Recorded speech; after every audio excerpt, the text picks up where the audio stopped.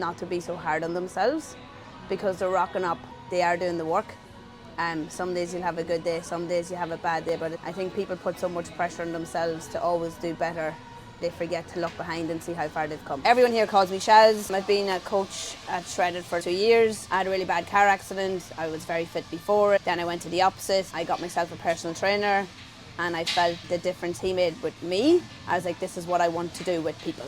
What drives me is my clients, because every single client is different, has different things going on and different results. They can have physical results, mental results, but as I always say, if you walk out the door feeling better than you walked in, that's a result, and then everything else is a bonus. I first came to Shredded as a client. Once I started training here, I was like, the atmosphere is completely different. I felt like I belonged here before I spent time here. Even people go, they don't like gyms, you know, they think we're fine going to gyms, like even as trainers, like we can feel uncomfortable in them. But when I walked in here, everything just felt easy from the get-go.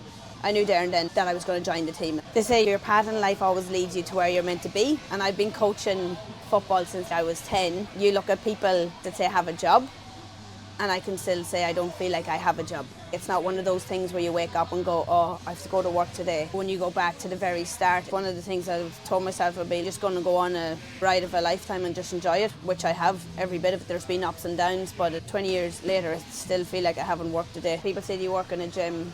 No, it's not a gym. It's like a personal space where everyone can train and feel part of a community, and it's totally different. I've worked in gyms for 16 years.